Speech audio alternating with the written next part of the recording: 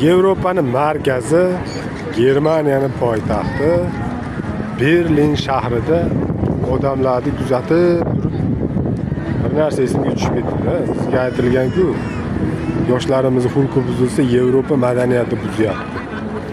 Qizlarimiz yarim yalang'och kiyinsa, Yevropa madaniyati buzyapti. Bu yerga kelib, yarim yalang'och kiyingan qizlarni ko'rmadim. Navbatni buzgan o'zboshimchalarni ko'rmadim.